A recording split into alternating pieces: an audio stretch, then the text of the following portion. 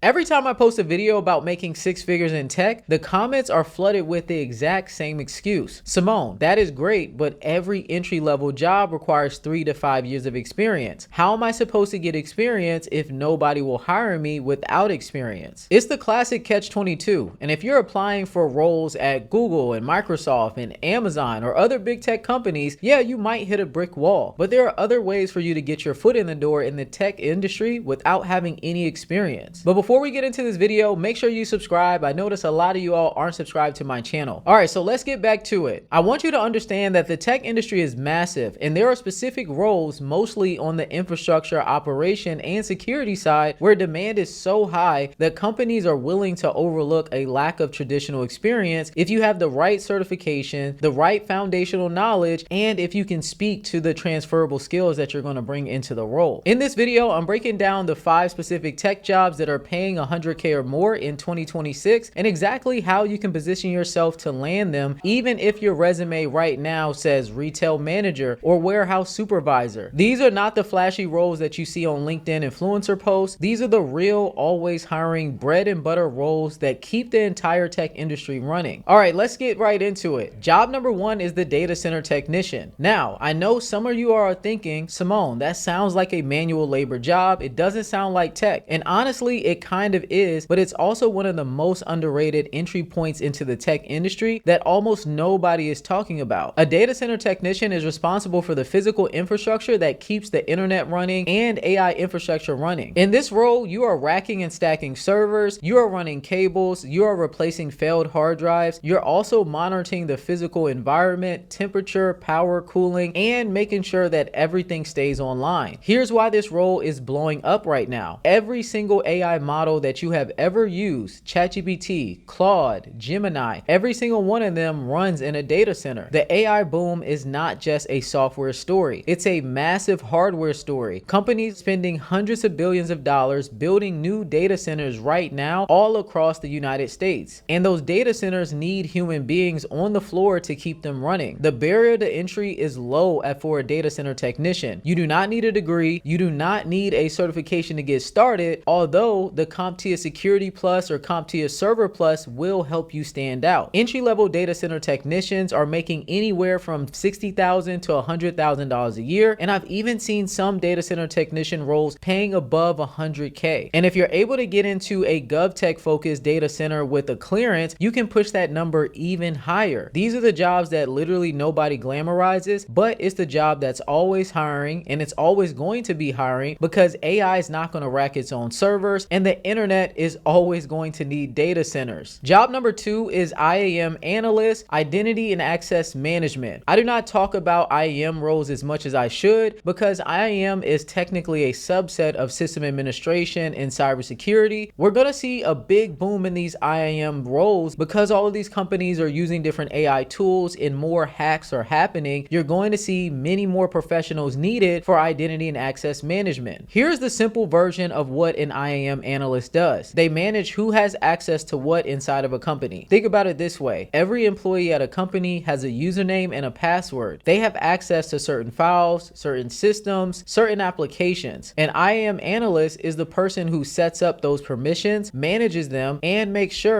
that when somebody gets fired, their access is immediately revoked. This sounds simple, but it is incredibly critical because if IAM is done wrong, companies can get breached. Most major data breaches in the last 5 years have involved compromised credentials. IAM is the front line of defense against that. Right now, I'm seeing a huge demand for people who know specific tools. Entra ID, which is Microsoft's identity platform, Azure Active Directory, which is a traditional on-premise Active Directory, and SailPoint, which is the enterprise IAM platform used by massive corporations and government agencies. Some companies use Okta as well, and I'll let you know now, all of these tools are in high demand. So if you learn these skills, you will be able to land entry-level IAM roles. To break into IAM without an experience, you want to study for the Microsoft SC300 certification, which is the Microsoft Identity and Access Administrator exam. It covers Entra ID, Azure AD, and identity governance directly. Pair some of that with hands-on labs and a free Azure account, and you'll have a decent resume that can help you land an entry-level job. Entry-level IAM analysts are making anywhere from $90,000 to $100,000 $100,000 a year, and analysts that have more experience and more senior, they're making above $130,000 a year. And these are roles that you probably have never even looked at before or heard of, but you're going to start to see them more with the increased uses of AI. Job number 3 is NOC Technician. Network Operating Centers is what NOC stands for. If you want to get into networking and you want a structured, always hiring entry point, the NOC is your answer. A Network Operations Center is basically a war room for network health. Large enterprises, ISPs, government agencies, they all have NOCs that are running 24 hours a day, 7 days a week, monitoring their network infrastructure. As a NOC technician, your job is to watch the dashboard. If a router goes down in Dallas, you see the alert on your screen. You open a ticket, you start the troubleshooting process, and you escalate to the senior network engineers if needed. It is methodical and process driven, and it's the perfect place to learn how real IT operations work in an enterprise environment. Here's something that most people don't talk about. NOC roles often involve shift work. That means nights, weekends, holidays, and companies are willing to pay a premium for those shifts. So you can make much more than your base salary if you're willing to take on the less desirable shifts. When I was coming up, I took on every single overtime shift that I could get because I wanted differential. When I was working overseas in Taiwan, I worked overnight and I was able to get differential pay. Even now to this day, if I can work overseas, I'm going to take the overseas hours because most people don't want to work it. To land a NOC role without experience, you want to study for the Cisco CCNA certification, and the CCNA is not easy, but if you pass it, it tells employers that you understand networking fundamentals at a serious level. It is the best substitute for years of networking experience. Entry-level NOC technicians are making anywhere from $75,000 to